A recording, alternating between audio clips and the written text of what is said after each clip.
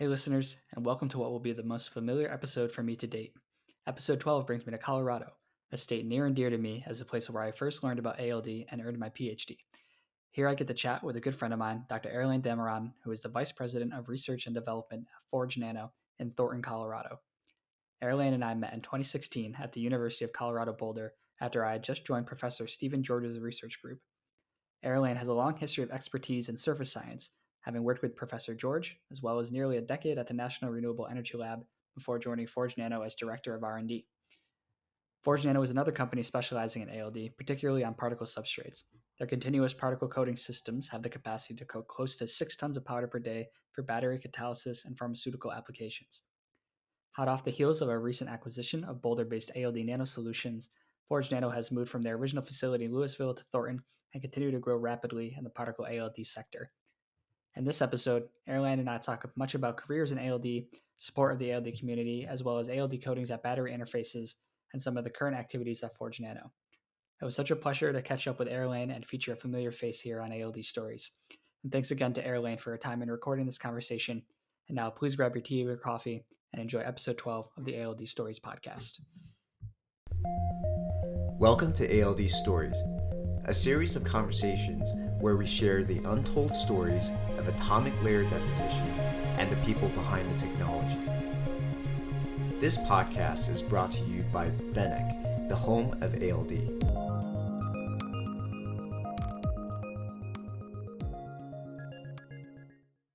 Nice. Yeah, the one aspect that I really like about the ALD community in general is just how kind of tight it is. It's small, like totally we're happy to grow. But you go to the conferences year after year, you see the same recurring people, and then you add new people, but then they come back. But one aspect that I like about that whole thing is you get to see as people transition from, grad student researcher to postdoc to whatever it is they do, the kinds of choices that they make, and get to talk to them later like this.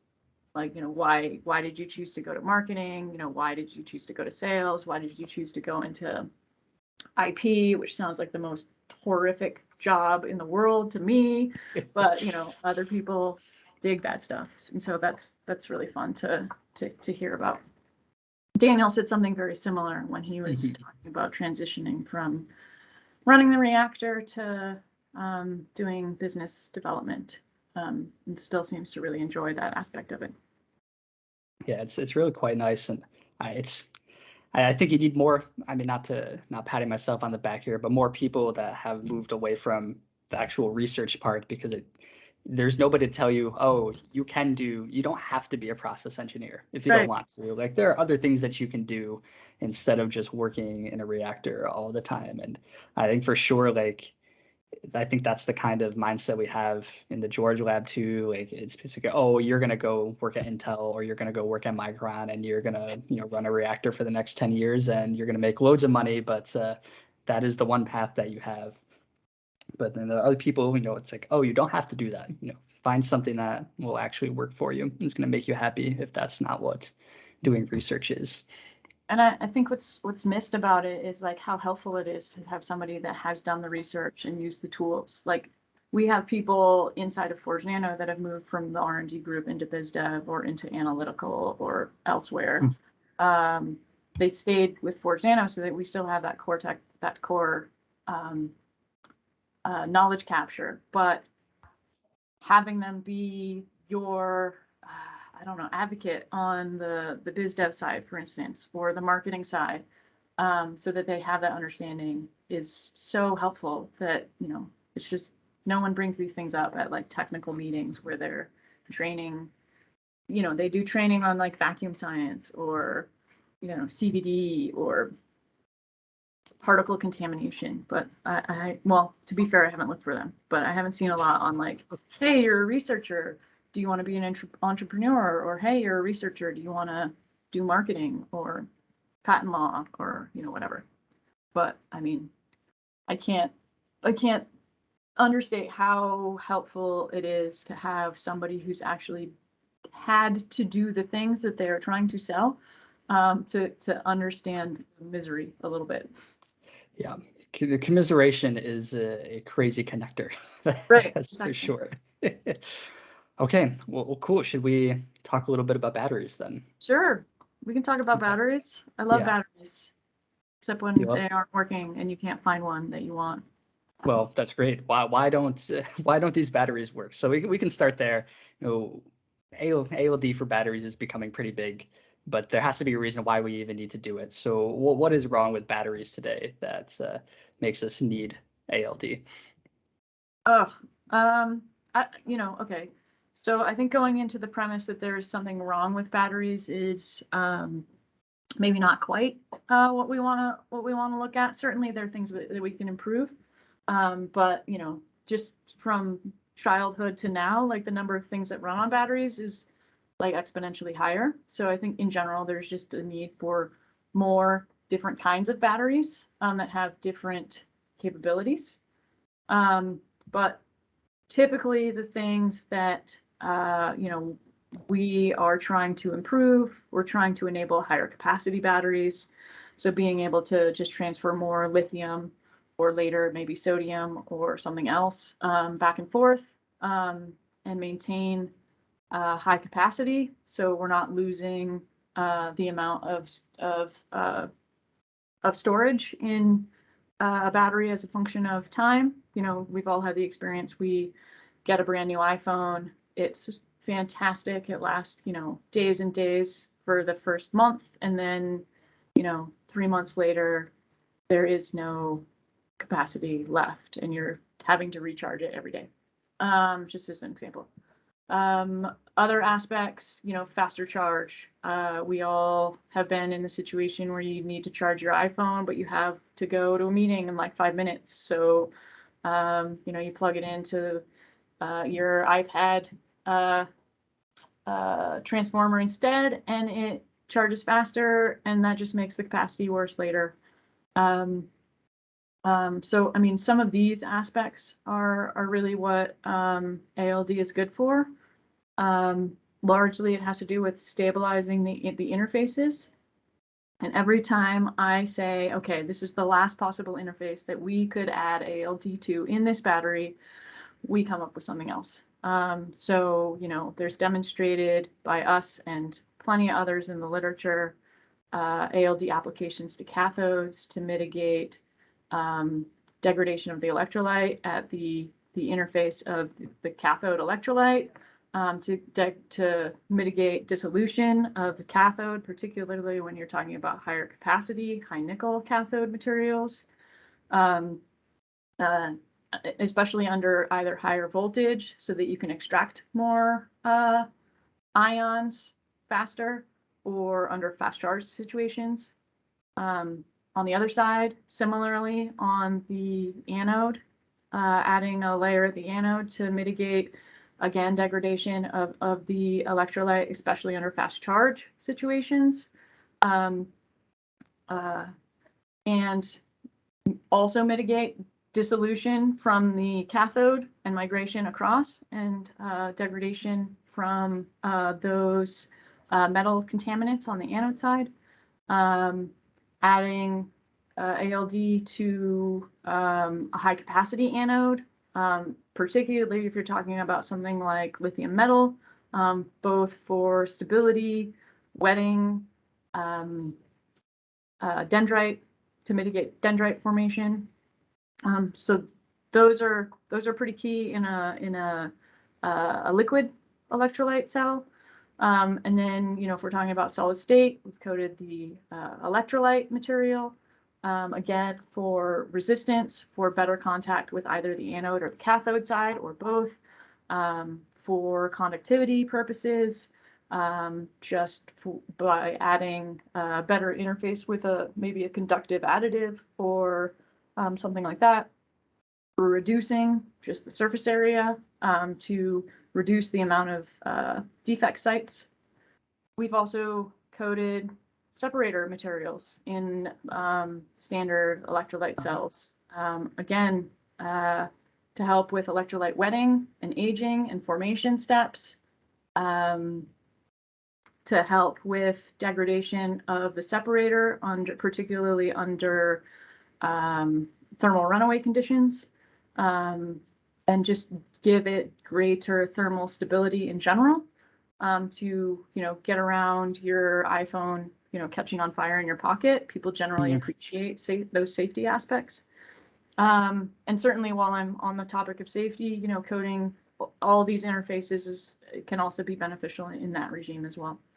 So yeah, I mean, literally every component in the battery, I have seen somebody try to code it, and almost in all situations we can find, an example of how it has helped under different conditions. I think that the challenge comes for figuring out what coding you need to add for the exact use case that you want to use that battery in. And that's where there's a lot of like application testing and battery performance testing that needs to happen in order to make those correlations. And I think that's where the ALD community, or really the coatings community for batteries, is in general, is, we can add all these coatings, which ones are helpful for the exact situation that I want to use it for. So yeah, we have all of these interfaces, loads of them. Is there, it doesn't feel like there's any one interface that is particularly the most important. It really depends on what the battery is going to be used for. Absolutely. It depends on what the battery is going to be used for and how the other components in the battery have already been optimized. So I would love to say that it's a simplistic system where it's completely additive. You add a coating on one interface and none of the other interfaces or degradation mechanisms have changed. And so I can just, point and click, so to speak, to figure out which additional interfaces I need to address. But the unfortunate aspect of batteries is they're very complex systems, and they all depend on the other optimization. So you optimize one thing, and now you've changed the degradation mechanism of that thing and all the other things in there. And so that can lead to, you change one interface for the better. Let's say I add an interface to improve electrolyte wetting and interface resistance. It brings the resistance down. But now I have inadvertently changed, the environment of another interface. And so now I need to address that. And so sometimes that's super beneficial in that you can add 2 coatings and it's not like 1 + 1 = 2. It's like 1 + 1 = 4. But other times you can change one interface, and then the change that you made on the first interface is no longer benefiting you in the same way. So it gets a little bit tricky for sure. So not as easy as just putting a ALD layer in between every component. It's like, oh, that'll help that here, this helps it here, and then we're good. ALD just saved the battery.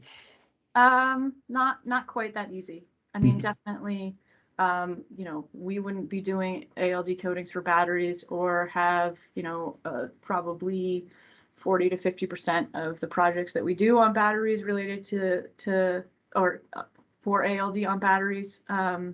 If we didn't find a lot of different ways to benefit batteries, so, not to downplay the benefits that ALD can have on every single interface.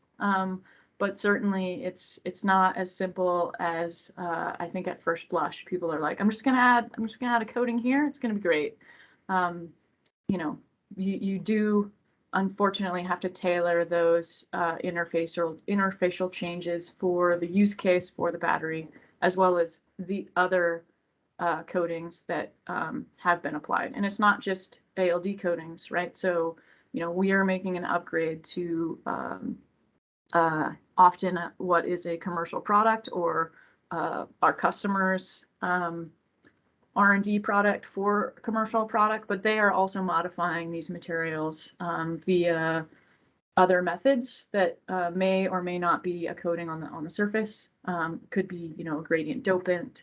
It could be an additive for conductivity, all sorts of things. So all of these things, all of these different entities, be it an anode supplier or a cathode supplier or an ALD upgrader, are working in parallel and sometimes in, coordinating the efforts. But it's definitely a complicated system. I have been trying to read about batteries so much for the past few months, and I can't keep up with it. I feel sometimes like one thing changes and then there's a new thing, and now Yeah, this thing is no longer valid anymore. It's like, oh my gosh, I can't keep it's up with it. it's a common complaint of the scientists that we bring in when they're trying to get up to speed on batteries is they'll read one paper that's like ALD does this, and then they'll read a second paper and it'll be like ALD does exactly the opposite, and you're like, I don't understand. So yeah, it's definitely a complex world, and because of the way research works, everyone's just trying to pull out little pieces, and so you have to like read a ton of the little pieces in order to put together a big story in the greater context of battery research. Do you feel like people in the battery world know about ALD, or are we still kind of educating this industry that it exists and there's some value add here and it could be very helpful for them? Um, I think we've made a large number of strides in educating the battery community about coating technologies in general, including ALD. And even outside of batteries, I think that the ALD community is doing a good job of educating the world on this, rather specific technology that exists and has greatly benefited the semiconductor space, and that it is useful outside of semiconductors. Um, so I, we, having been on probably hundreds of customer calls at this point, the amount of times that we have to really explain ALD to somebody that has never heard of it is pretty rare at this point. So, I'd say that the battery community and the battery space has gotten outside of the standard battery research community as well, and they're looking for solutions from, all over the place. And coatings, fortunately, are I think one of the key aspects for this gen, next gen, and probably next gen battery applications.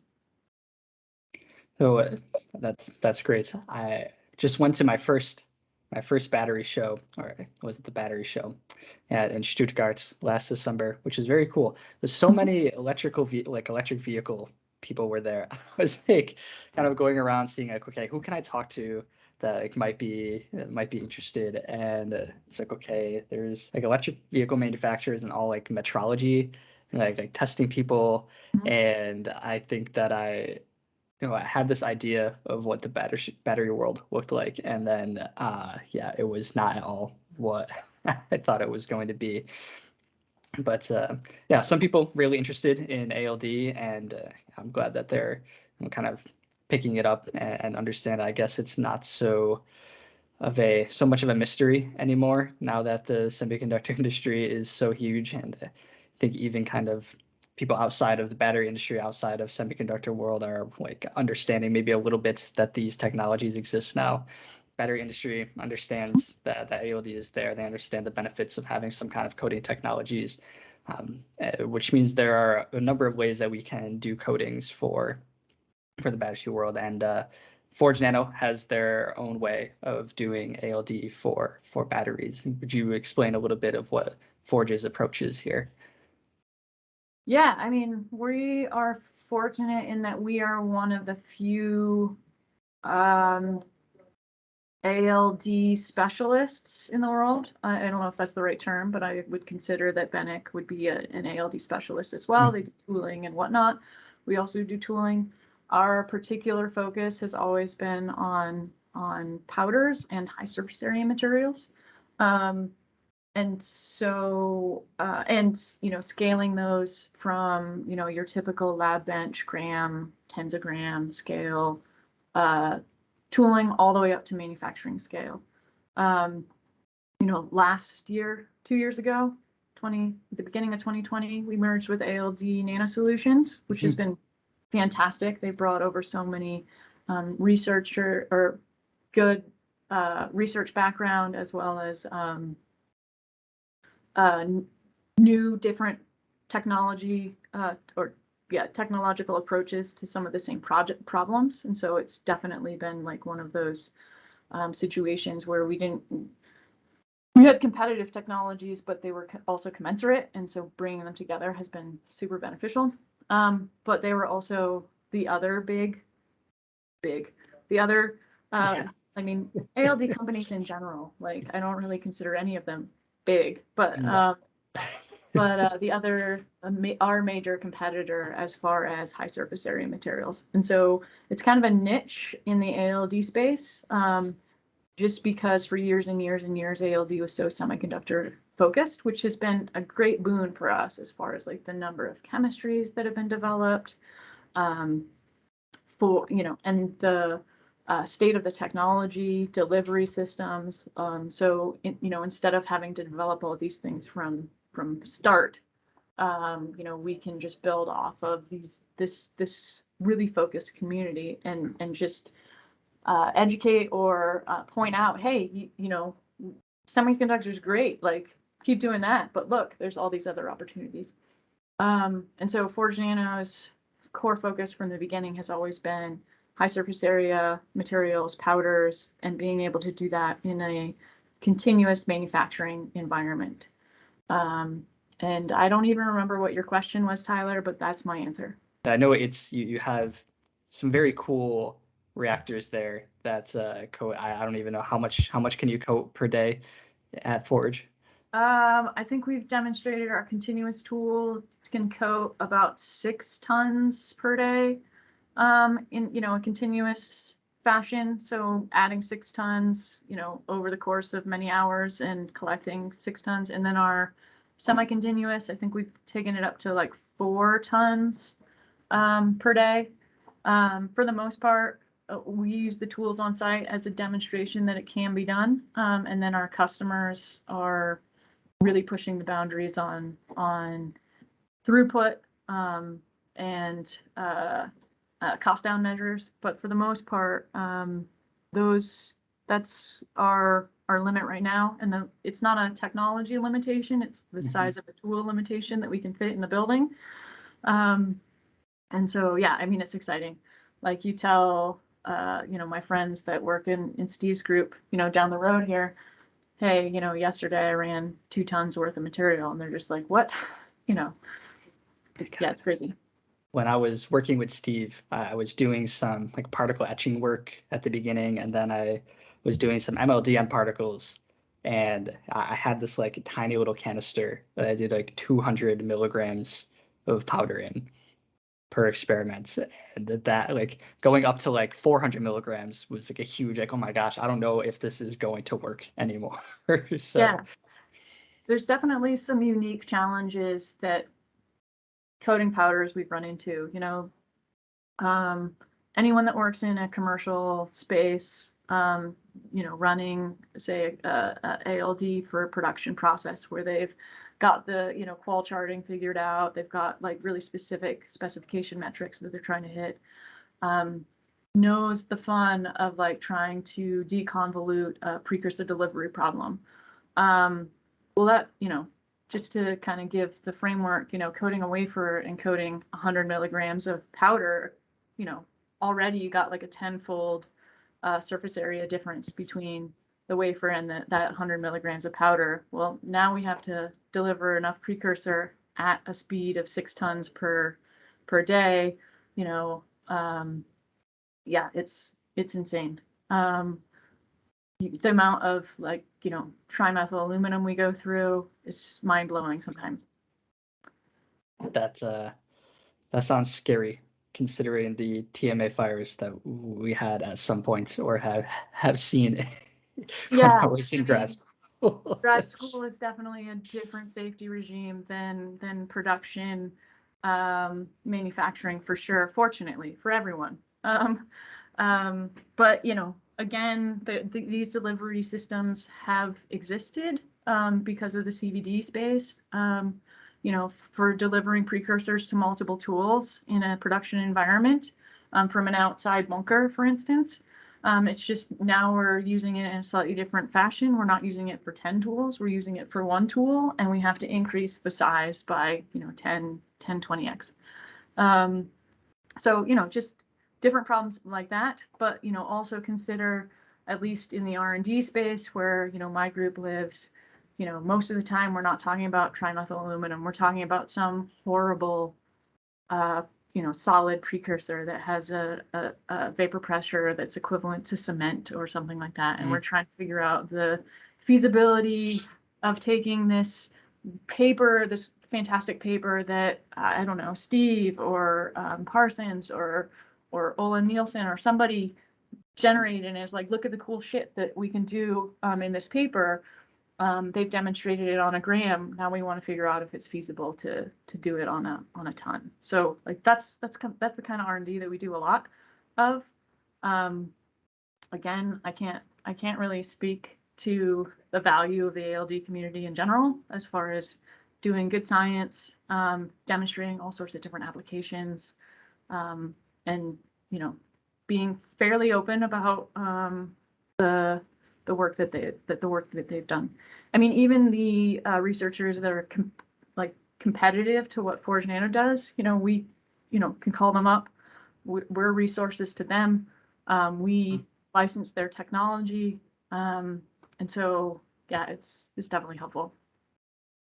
I think we are really lucky to be in, as you call it, a very niche community, and it's still very small. I still think I'm a little bit dumbfounded by when we go to the ALD meetings every year that it's still very tiny and very tight knit, and it's tiny, and growing. But yeah, no, it's definitely growing too. I mean, I remember when I was working for Steve, now probably 20 years ago, going to the first ALD conference, and I think there was 300 people at the conference.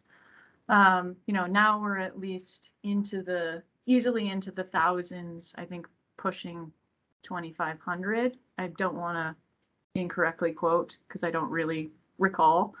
But I know it's definitely considerably higher than the 250 people or so that were at the conference my first year.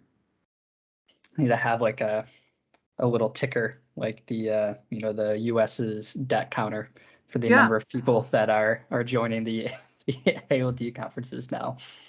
I mean, the ALD conference, the conference chairs, Della, they collect these statistics and they report on them every year for the next committee.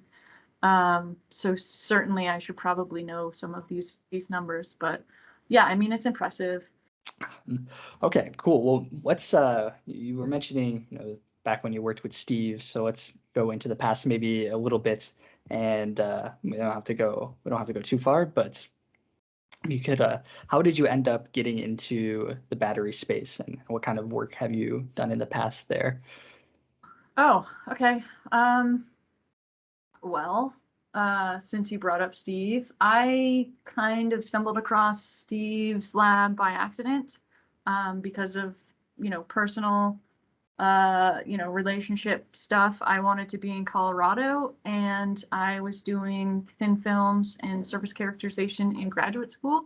And I really liked the synthesis part of that aspect. And so it seemed like a really good fit to do more surface science and learn atomic layer deposition. So that's kind of how I stumbled upon ALD, and I learned ALD in Steve's lab. But my background has always been in surface and interface modification. I did that in undergrad. I did that in graduate school. And after I left Steve's lab, I did a small stint at a startup company trying to develop quantum dot OLEDs, which ultimately fell into the chasm of despair. Just like classic startup. Like, it's so classic. I don't even need to describe it for you. And then at that point, I ended up working at the National Renewable Energy Lab, applying my knowledge of ALD for barriers and fuel cells, and ultimately just being in that environment, working on renewable energy technologies. Every renewable energy technology has a number of interfaces that are challenging because of charge transport or degradation mechanisms or defect sites or whatever. It turns out interface engineering and interface modification is highly useful across all of these renewable energy applications. And so part doing ALD, part doing CVD, part doing PVD modification. I ended up working on fuel cells, catalysis, batteries, barriers, windows, pretty much across the board. And so that's how I started doing ALD modification of batteries. And then after a while, I just kind of got tired of, the government lab environment. I wanted to do more small scale industry and really see how my research could impact some sort of actual product. And that's how I made the jump to ForgeNano. And it just happens that ForgeNano was highly focused on battery research at the time, as well as fuel cells, and those were skills that I had and could bring. And so ultimately, that's kind of my personal story as to how I ended up here at ForgeNano doing battery stuff. And are you happy doing battery stuff? I am. I mean, we do, the R&D group does stuff outside of batteries too. We because of our size, have focused in the beginning very strongly on batteries because I think there's a lot of opportunities, as we just talked about, for battery research.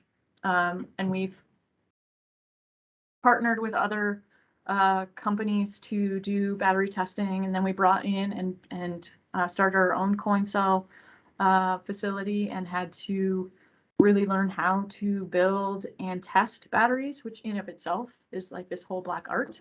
And then we're currently making that a larger test facility. We're adding pouch line capability.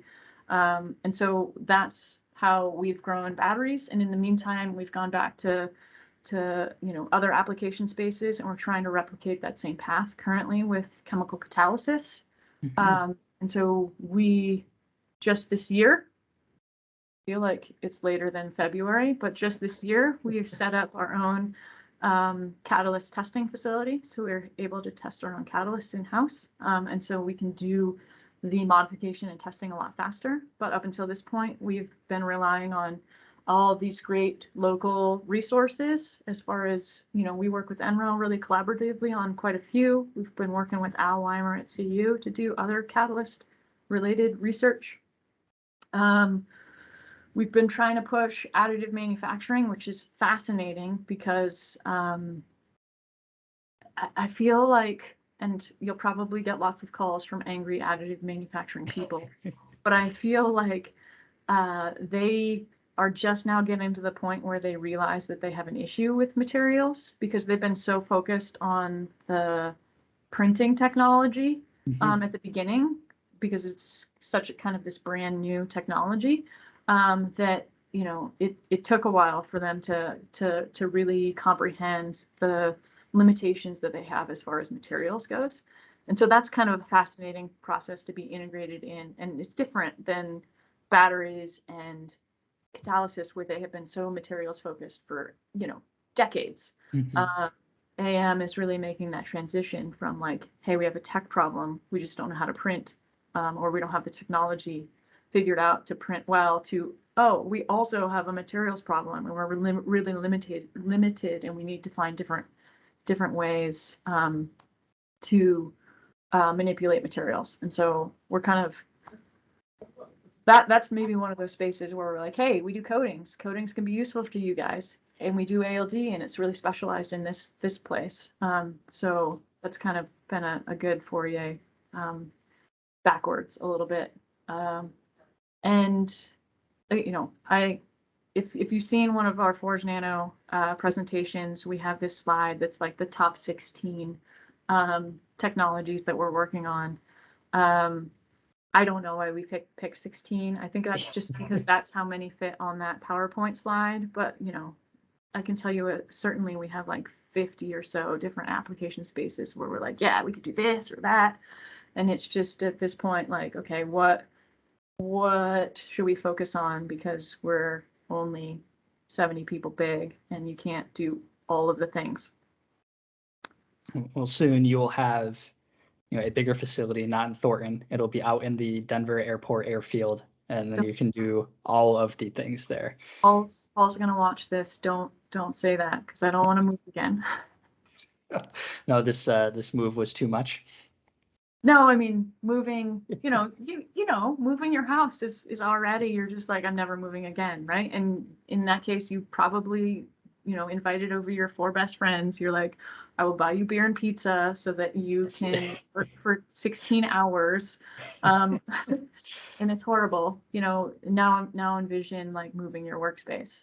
It's pretty terrible. It's just very disruptive, and it's nice once it's done, right? It's just like moving your house. You're like, I no longer have to live in that, dumpster. I have this nice new pad. Same with your office, but yeah, coordinating production downtime and working as fast as you can to bring tools back up so that you can restart your production. It's disruptive to R&D. It's pretty much disruptive everywhere. And in that in-between time, when you're like moving from one place to the other, or you have people in both locations, you have to coordinate sample transfer or tools transfer or all of it. Yeah, it's just a lot of work. Yeah, I imagine so. That was a move from you were in Louisville before. Correct. You were in Yep. Thornton, right? Yeah. Yep, we moved from Louisville. We moved to ForgeNano. So we were roughly a company of like 25 or so people in early 2000, and we moved from Louisville to Thornton, and then the same year, approximately 6 months later, we moved the old ALDN location that was in Broomfield, and approximately 15 people into Thornton as well. So we got double the fun in 2000 to move to this facility. We're pretty happy here.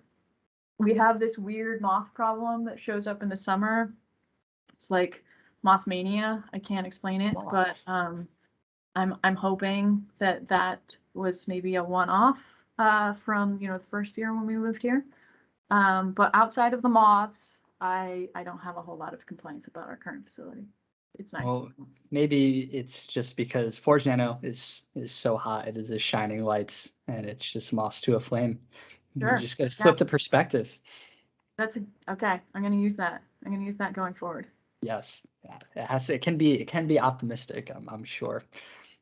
But just we were talking about this a little bit earlier before we kind of got into the meat of this thing. But just to plug it because it's important. ForgeNano is hiring a lot right now. So who is ForgeNano looking for right now? Oh, we're looking for all sorts of things. In the R&D group, we need some people that like to turn wrenches and fix stuff. We need some good techs. We need some good process. Some people that like to do, process R&D. In our operations team, we need some assembly people. In our engineering team, we need electrical engineer. We need scientists. We need project managers. Check out our website. We have a whole careers page. There's like 15, I think, open positions. We're looking for people all over the place. We need another biz dev person, or 2, or possibly 3. So yeah, the whole gamut of engineering, process, assembly, and ALD experience, we will take. And I'm certain that you guys are similarly looking for people. For sure. Yeah. No, that's great. And I think I can attest to one, living in Colorado being awesome. So if people here are listening and they want to relocate to Colorado, they should. And I can say that because I'm not a native, so I'm allowed to tell people that they can relocate to the state.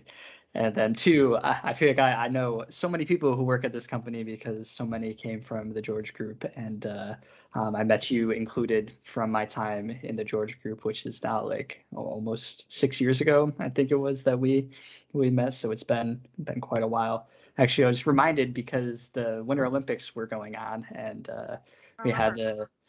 the Winter Olympics at your place in 2000. Well, that would have been 2018. It must have been then.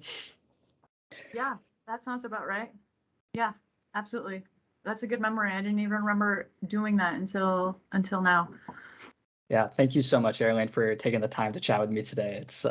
I miss Colorado. I miss everybody that I met in Colorado, and this is really nice to connect with somebody from the past again and hear about all the great things that you all are doing at ForgeNano. I wish that company the best of luck. So many people I care about that work there. Well, thanks, and I hope to see you in June, late June, early July in Ghent. You're listening to ALD Stories with Benek, the home of ALD. To stay tuned for new episodes, make sure to follow us on Spotify, Google Podcasts, or Apple Podcasts. We hope you enjoyed today's show. Talk to you in the next one.